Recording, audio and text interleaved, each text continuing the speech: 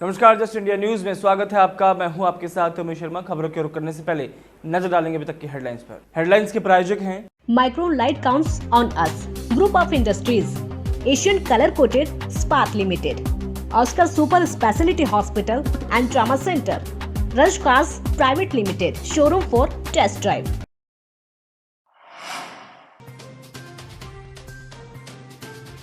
भारत में 40,000 के करीब कोरोना संक्रमित लोगों की संख्या।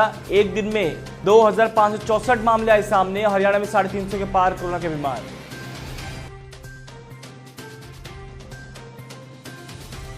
बिहार की 20 वर्षीय युवती को पानीपत में हुआ कोरोना। लॉकडाउन से पहले पानीपत में टीबी का इलाज कराने आई थी युवती। खानपुर में कराया गया भर्ती।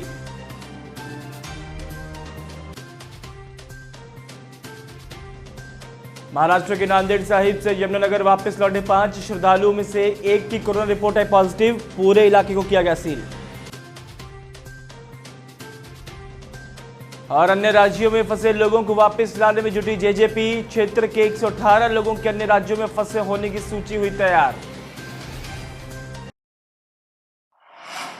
लगातार सख्ती बरतने के बाद भी भारत में कोरोना का कहर थमने का नाम नहीं ले रहा है। शनिवार को वायरस के 2,564 नए पॉजिटिव मामले सामने आए और 99 लोगों ने दम तोड़ दिया। देश में ये किसी एक दिन में अभी तक सबसे ज्यादा केस सामने आए हैं। इसके साथ ही देश में इस जानलेवा वायरस की वजह से जान गंवाने वालों की संख्या 1320 हो गई है। कोरोना वायरस के 2,564 केस शनिवार को देश भर में दर्ज किए गए, जिसने महज एक दिन पहले के ही 2,333 केसों के रिकॉर्ड को तोड़ दिया। भारत में इस वायरस के संक्रमण के बाद से ऐसा पहली बार है कि एक दिन में मरीजों की संख्या 2,500 के पार हुई है। और इसके साथ ही भारत में कोविड-19 के मामले 40,000 के आंकड़े से महज 211 ही कम रह गए हैं।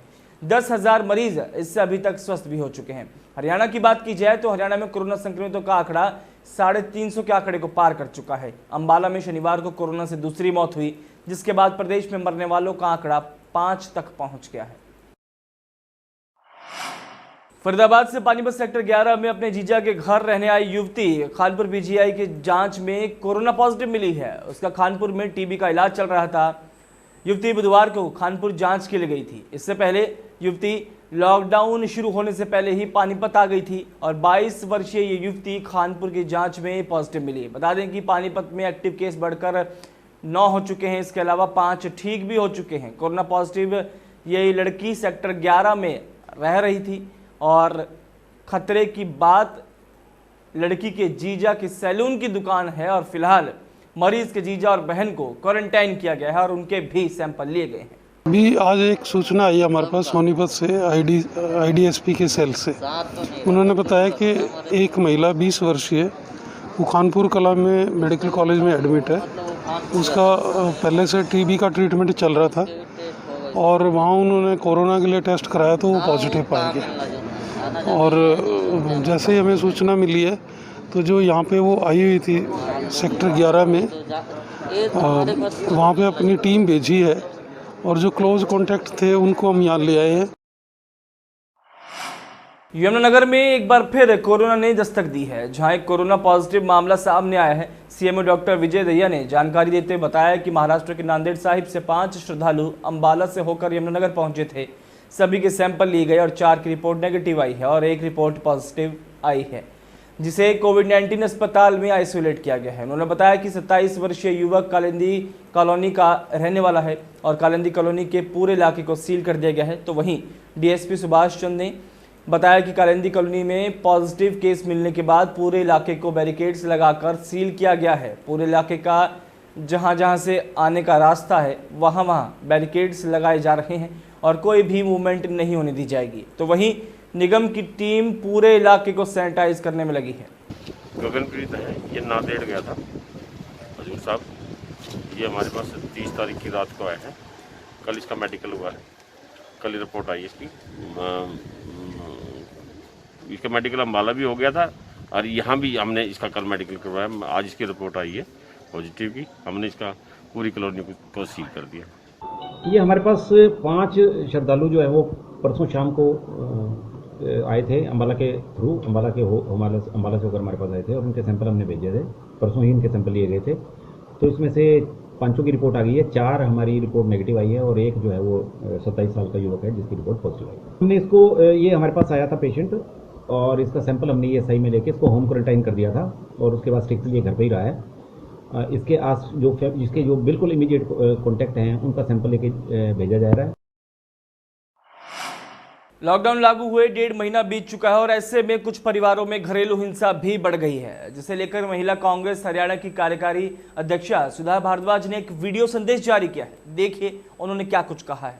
इस समय हमारा देश एक भयानक महामारी कोविड-19 से जूझ रहा है और पूरे देश में लॉकडाउन की स्थिति है, लेकिन अफसोस की बात है कि ऐसी गंभीर परिस्थिति में भी महिलाओं को घरेलू हिंसा का शिकार होना पड़ रहा है और आए दिन महिलाओं के साथ हिंसा की घटनाएं बढ़ती जा रही हैं और सरकार मूक दर्शक बनी चुप्पी साधे हुए है।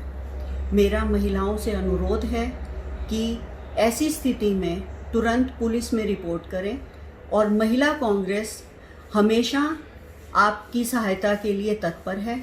किसी भी सलाह की या सहायता के लिए निम्नलिखित महिला एडवोकेट से आप संपर्क कर सकते हैं। धन्यवाद।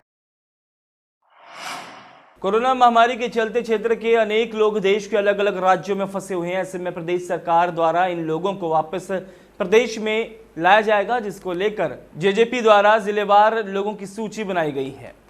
क्षेत्र के शहर और गांव से मिलाकर 118 लोगों के अन्य राज्यों में फंसे होने की सूचना प्राप्त हो चुकी है, जिसके बाद उस सूची को डिप्टी सीएम के पास भेजा जाएगा ताकि उन लोगों को वापस लाया जा सके। जानकारी अनुसार जजपा द्वारा अपने प्रदेश के विभिन्न जिलों के लोगों की सूची बनाई जा रही है जो अन्य प्रदेशों में फंसे हुए हैं। जेजेपी प्रवक्ता कुलदीप सैनी ने बताया कि डिप्टी सीएम दुष्यंत चौटाला के आदेश अनुसार देश के विभिन्न राज्यों में फंसे लोगों की जिलेवार सूची बनाई जा रही है ताकि उन्हें वापस लाया जा सके। उन्होंने बताया कि जजपा द्वारा हेल्पलाइन नंबर भी जारी किया गया है जिस पर लोग फोन करके सूचना दे रहे हैं। लिस्ट तैयार होने के बाद डिप्टी सीएम तक पहुंचाई जाएगी ताकि इन लोगों को वापस लाया जा सके। कुछ दिनों पहले दुष्यंत चौटाला जी ने इस पहल को सबसे पहले शुरू किया है कि जो भी हमारे हरियाणा से बाहर फंसे हुए हैं तो इसकी जिले वाइज फिर हल्का वाइज कार्यकर्ताओं की ड्यूटी लगाई गई है, जिससे उनके बाहर का सारा डाटा इकट्ठा किया जाए और यहाँ लाने का इंतजाम किया जाए उनका। टोहाना से अभी तक ये लगा लो कि 118 लोगों का डाटा हमारे पास आ चुका है और अभी भी बहुत कॉल आ रही हैं। तो पार्टी की तरफ से मोबाइल नंबर 97 290 90 938 इस पर कॉल आ रही हैं और उनका डाटा इकट्ठा किया जा रहा है। रोहतक उपायुक्त वर्मा शनिवार शाम अपने कैंप कार्यालय में गेहूं की खरीद और भुगतान को लेकर आयोजित अधिकारियों की बैठक को संबोधित कर रहे थे। इस दौरान उन्होंने बताया कि जिले के किसानों को अब तक सरसों और गेहूं की खरीद का लगभग 50 करोड़ रुपए का भुगतान किया जा चुका है। डीसी ने कहा कि विभिन्न एजेंसियों द्वारा खरीदे गए गेहूं का अब तक कुल 14 करोड़ 81 लाख रुपए का भुगतान किया जा चुका है। इसी प्रकार से सरसों की खरीद का 25 करोड़ 3 लाख रुपए का भुगतान किसानों को कर दिया गया है। उपायुक्त वर्मा ने बताया कि जिले के किसानों की सुविधा के लिए जिले में 13 खरीद केंद्र खोले गए हैं। इन सभी केंद्रों पर राज्य की खरीद एजेंसी जैसे खाद्य आपूर्ति विभाग, हैफेड और हरियाणा वेयर हाउस द्वारा गेहूं की खरीद की जा रही है। उन्होंने बताया कि इन सभी मंडियों और खरीद केंद्रों पर 1 मई तक कुल 84,738 मैट्रिक टन गेहूं की आवक हो चुकी है। उपरोक्त समय अवधि तक खाद्य आपूर्ति विभाग द्वारा 18,588 मैट्रिक टन, हैफेड द्वारा 38,099 मैट्रिक टन और हरियाणा वेयर हाउस द्वारा 28,041 मैट्रिक टन गेहूं की खरीद की गई है। डीसी वर्मा ने बताया कि सभी खरीद एजेंसियों द्वारा खरीदे गए गेहूं को सुरक्षित स्थान पर भंडारण किया जा रहा है। उन्होंने बताया कि कुल 40,735 मैट्रिक टन गेहूं का उठान मंडियों से किया जा चुका है। लॉकडाउन के बाद से लगातार प्रवासी मजदूर पंजाब से दूसरे राज्यों के लिए पैदल ही निकल रहे हैं। सरकार और प्रशासन ने प्रवासी मजदूरों को शेल्टर होम में रख मदद की और हरियाणा से प्रवासियों को बसों के जरिए वापस भेजा जा रहा है, लेकिन प्रवासी मजदूर रोजाना रिस्क ले रहे हैं। ऐसा ही मामला अंबाला में देखने को मिला, जहां तपती धूप में पटियाला से एक प्रवासी परिवार उत्तर प्रदेश के अंबेडकर नगर के लिए निकल पड़ा। जब वो अंबाला पहुंचे तो 3 साल के बच्चे की तबीयत बिगड़ गई। बच्चे को बुखार और डिहाइड्रेशन हो गया। परिवार पर पुलिस की नज़र पड़ी तो बच्चे को मिशन अस्पताल में इलाज के लिए दाखिल करवाया गया, जहां बच्चे के टेस्ट किए गए तो बच्चे को जन्मजात दिल की बीमारी निकल गई। इसके बाद स्वास्थ्य विभाग ने मोर्चा संभाला और 3 से 4 घंटों के अंदर और राज्य सरकार से अनुमति ले बच्चे को इलाज के लिए फोर्टिस अस्पताल भर्ती करवाया गया और अब राज्य सरकार उसके इलाज का खर्चा उठाएगी। साइकिल से गांव जा रहा था, बच्चे की तबीयत खराब थी। कहाँ से आए थे आप? पटियाला से। और गांव कहाँ आपका? गांव उत्तर प्रदेश। तो बच्चे को क्या हुआ आपके? बच्चे को दिल की बीमारी है। दिल की बीमारी है। तो फिर आप हॉस्पिटल में आपको किसने भर्ती कराया? एसएस साहब ने हमको रोड पे मिले। हाँ। तो हम लोग को इस चीज़ की बीमारी के बाद उसके बाद अस्पताल में एडमिट करवाए। हाँ। उसके बाद फिर ऑपरेशन के लिए रिफर कर रहे हैं चंडीगढ़। बच्चा पंजाब से आ रहा था। पंजाब से ये है कि एसपी साहब ने वो देखा था बच्चा बीमार है, तो उन्होंने अपनी टीम के साथ लाके मिशन अस्पताल में दाखिल करवा दिया था बच्चे को। बच्चा 3 साल का बच्चा था, उसको जो जन्मजात बीमारी थी जो दिल की है, वेंट्रिकुलर सेप्टल डिफेक्ट VSD बोलते हैं हम उसको, और सीवियर VSD थी उसको। हरियाणा से पंजाब जाने वाले और पंजाब से हरियाणा आने वालों पर अब दोनों ही सरकारों ने सख्ती बढ़ा दी है। हरियाणा की तरफ से हरियाणा पंजाब बॉर्डर पर अब सख्ती बढ़ाने के साथ स्वास्थ्य विभाग की टीम तैनात कर दी गई है, जो पंजाब से आने वाले हर वाहन पर नज़र रख रही है और वाहन में सवार लोगों को उतारकर उनकी थर्मल चेकिंग की जा रही है। थर्मल चेकिंग के साथ साथ उनका नाम पता भी नोट किया जा रहा है। स्वास्थ्य विभाग का कहना है कि पंजाब से हरियाणा में आवागमन ज़्यादा है, जिसके चलते ये सतर्कता बढ़ाई गई है। सभी की स्क्रीनिंग की जा रही है। यदि कोई संदिग्ध पाया गया तो सैंपल भी लिया जाएगा और उसे वापस भेज क्वारंटाइन करवाया जाएगा। Oscar super speciality hospital and trauma centre.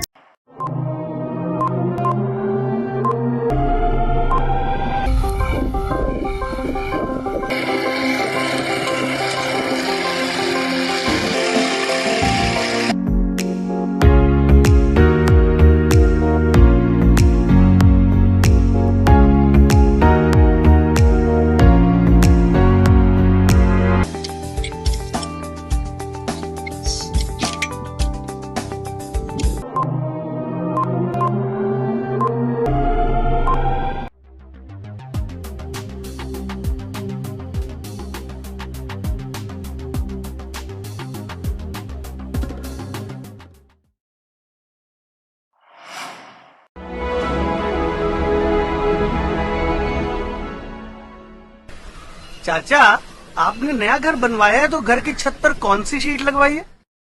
बेटा, मैंने अपने घर की छत पर एशियन शीट लगवाई है, क्योंकि वो कभी न मिटने वाले ओरिजिनल निशान की चादरें हैं। साथ में ISI का चिन्ह, 5 साल की वारंटी के साथ साथ पैसों का सही मूल्य देने वाली वही इकलौती शीट्स हैं। क्योंकि नाम नहीं, पहचान जरूरी है।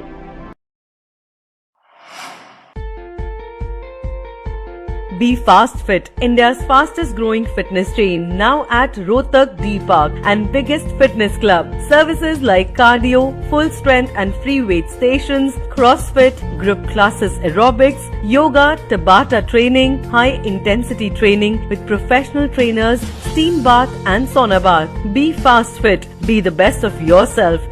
Right to addition reserved.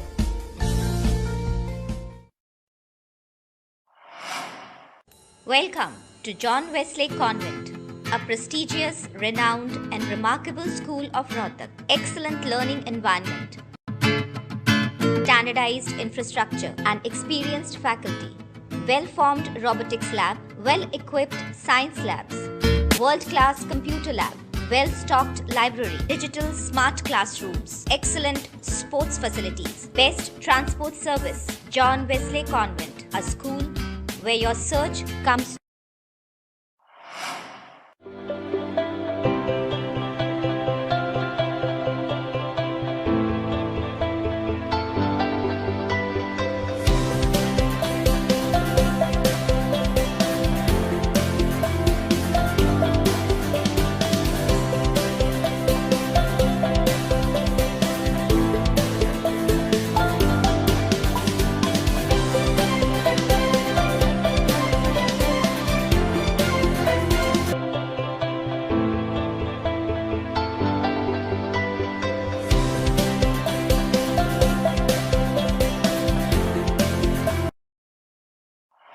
इस बुलेटिन में फिलहाल इतना ही, दीजिए इजाजत, नमस्कार।